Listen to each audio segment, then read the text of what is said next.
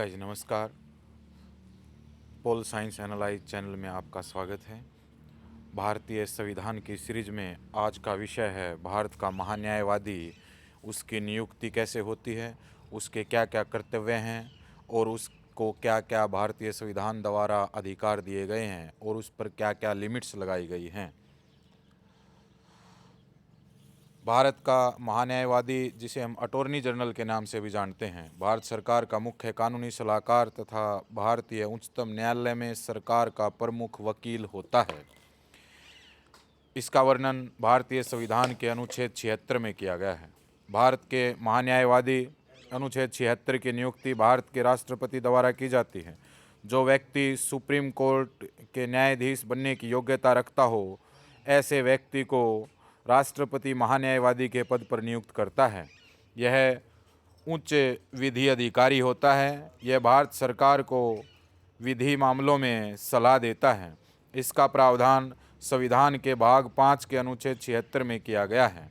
यानी सरकार की तरफ से सुप्रीम कोर्ट में जो भी सरकार की तरफ से अपनी बात रखनी है या किसी भी विषय में सरकार का पक्ष रखना है तो अटॉर्नी जनरल सुप्रीम कोर्ट में पेश होता है। राज्यों में महाधिवक्ता पेश होते हैं। देश के महान्यायवादी का कर्तव्य कानूनी मामलों में केंद्र सरकार को सलाह देना और कानूनी प्रक्रिया की उन जिम्मेदारियों को निभाना है जो राष्ट्रपति की ओर से उनके पास भेजे जाते हैं। इसके अतिरिक्त संविधान और किसी अन्य कानून के अंतर्गत उनका जो काम निर्धारित है उनका भी पालन उन्हें पूरा करना होता है। अपने कर्तव्य के निर्वहन के दौरान उन्हें देश के किसी भी न्यायालय में उपस्थित होने का अधिकार है। उन्हें संसद की कार्यवाही धारा 88 के अनुसार भाग लेने का अधिकार है। हालांकि उनके पास मतदान का अधिकार नहीं होता। उनके कामकाज में सहायता के लिए सॉलिसिटर जनरल और अतिरिक्त सॉलिसिटर जनरल होते हैं। यानी कि सुप्रीम कोर्ट में वो अपना पक्ष रखता है और संसद की किसी भी कार्रवाई में भाग ले सकता है, बशर्ते किसी भी विधेयक पर संसद में वोटिंग होती है तो उसे वोट का अधिकार नहीं है। वो पक्ष या विपक्ष में वोट करने का अधिकारी नहीं है। अनुच्छेद 76 और 88 भारत के महान्यायवादी के साथ संबंधित हैं। भारत के महान्यायवादी देश का सर्वोच्च कानून अधिकारी होता है। वह सभी कानूनी मामलों में सरकार की सहायता के लिए जिम्मेदार होता है। राष्ट्रपति महान्यायवादी की नियुक्ति करता है। जो व्यक्ति महान्यायवादी नियुक्त किया जाता है उसकी योग्यता सर्वोच्च न्यायालय के एक न्यायाधीश होने के लायक होनी चाहिए। वह भारत का नागरिक होना चाहिए और 10 वर्ष के लिए उच्च न्यायालय में वकील के रूप में या जज के रूप में कार्य करने का अनुभव उसके पास हो। नियुक्ति और पदावधि संविधान महान्यायवादी को निश्चित पदावधि प्रदान नहीं करता, इसलिए वह राष्ट्रपति की मर्जी से या राष्ट्रपति के प्रसाद पर्यंत, यानी जब तक राष्ट्रपति चाहता है तब तक महान्यायवादी अपने पद पर बना रहेगा। उसे हटाने की प्रक्रिया संविधान में नहीं है। महान्यायवादी का जो वेतन है वो राष्ट्रपति तय करता है। महान्यायवादी उसके पारिश्रमिक को ध्यान में रखते हुए उसके वेतन को तय करता है। इसकी भी भारतीय संविधान में कोई व्यवस्था नहीं है। कर्तव्य और कार्य, महान्यायवादी के कर्तव्य और कार्य निम्नलिखित हैं। वह कानूनी मामलों पर भारत सरकार को सलाह देता है जो राष्ट्रपति द्वारा उसे भेजे या आवंटित किए जाते हैं। वह राष्ट्रपति द्वारा भेजे या आवंटित किए गए कानूनी चरित्र के अन्य कर्तव्यों का प्रदर्शन करता है। वह संविधान के द्वारा या किसी अन्य कानून के तहत उस पर सौंपे गए कर्तव्यों का निर्वहन करता है। अपने सरकारी कर्तव्यों के निष्पादन में वह भारत सरकार का विधि अधिकारी होता है जो सुप्रीम कोर्ट में सभी मामलों में भारत सरकार का पक्ष रखता है। जहाँ भी भारत की सरकार को किसी कानूनी सलाह की ज़रूरत होती है वह अपनी राय से सरकार को अवगत कराता है। अधिकार और सीमाएं, महान्यायवादी के अधिकार निम्नलिखित हैं। अपने कर्तव्यों के निष्पादन में वह भारत के राज्य क्षेत्र में सभी न्यायालयों में सुनवाई का अधिकार रखता है।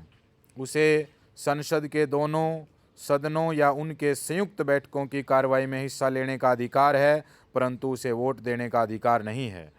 उसे संसद की किसी भी समिति में जिसमें वह सदस्य के रूप में नामांकित हो बोलने का अधिकार है या भाग लेने का अधिकार है, परंतु वोट डालने का अधिकार नहीं है। उन सभी विशेषाधिकारों और प्रतिरक्षाओं को प्राप्त करता है जो संसद के एक सदस्य के लिए उपलब्ध होती हैं। नीचे वर्णित महान्यायवादी पर निर्धारित की गई सीमाएं वह अपनी राय को भारत सरकार के ऊपर थोप नहीं सकता। वह भारत सरकार की अनुमति के बिना आपराधिक मामलों में आरोपियों का बचाव नहीं कर सकता। वह सरकार की अनुमति के बिना किसी भी कंपनी में एक निर्देशक के रूप में नियुक्ति को स्वीकार नहीं कर सकता। यह ध्यान दिए जाने वाली बात है कि महान्यायवादी को निजी कानूनी अभ्यास से वंचित नहीं किया जाता है। वह सरकारी कर्मचारी नहीं होता है क्योंकि उसे निश्चित वेतन का भुगतान नहीं किया जाता और उसका पारिश्रमिक राष्ट्रपति निर्धारित करता है। भारत के महान्यायवादियों की सूची: भारत के अटॉर्नी जनरल भारत सरकार का मुख्य कानूनी सलाहकार होता है। भारत के सर्वोच्च न्यायालय में सरकार का मुख्य वकील होता है। भारत के अटॉर्नी जनरल को संविधान की धारा 76(1) के तहत भारत के राष्ट्रपति द्वारा नियुक्त किया जाता है और वह राष्ट्रपति के प्रसाद पर्यंत अपने पद पर बना रहता है। इसे देश का सर्वोच्च कानूनी अधिकारी भी कहा जाता है। भारत के वर्तमान अटॉर्नी जनरल आर वेंकटरमण हैं। उन्हें भारत के राष्ट्रपति रामनाथ कोविंद द्वारा नियुक्त किया गया था, जो कि 1 अक्टूबर 2022 से नियुक्त हैं। वह भारत के 16वें महान्यायवादी हैं।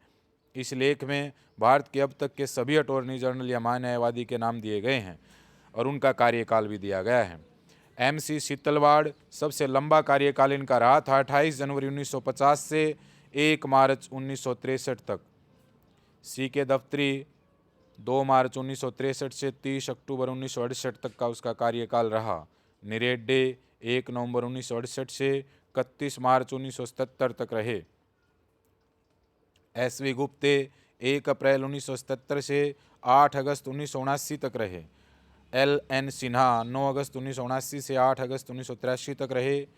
K प्रासरण 9 अगस्त 1983 से 8 दिसंबर 1989 तक रहे। सोली सोराबजी सबसे छोटा कार्यकाल रहा, 9 दिसंबर 1989 से 2 दिसंबर 1990 तक रहे। G रामास्वामी 3 दिसंबर 1990 से 23 नवंबर 1992 तक रहे। मिलन के बनर्जी 21 नवंबर 1992 से 8 जुलाई 1996 तक रहे। अशोक देसाई 9 जुलाई 1996 से 6 अप्रैल 1998 तक। सोली सोराबजी 7 अप्रैल 1998 से 4 जून 2004 तक रहे।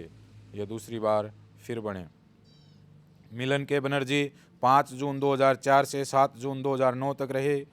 गुलाम SG वाहनपति 8 जून 2009 से 11 जून 2014 तक रहे। मुकुल रोहतगी 12 जून 2014 से 30 जून 2017 तक रहे। के वेणुगोपाल 30 जून 2017 से 30 सितंबर 2022 तक रहे। R वेंकटरमणी 1 अक्टूबर 2022 से वर्तमान समय तक चल रही हैं। नियुक्ति और पदावधि: संविधान महान्यायवादी को निश्चित पदावधि प्रदान नहीं करता, इसलिए वह राष्ट्रपति की मर्जी के अनुसार ही कार्यरत होता है। उसे किसी भी समय राष्ट्रपति द्वारा हटाया जा सकता है। उसे हटाने के लिए संविधान में कोई भी प्रक्रिया या आधार उल्लेखित नहीं है। महान्यायवादी की परिश्रम के आधार पर उसको वेतन मिलता है। धन्यवाद। जय हिंद, जय भारत।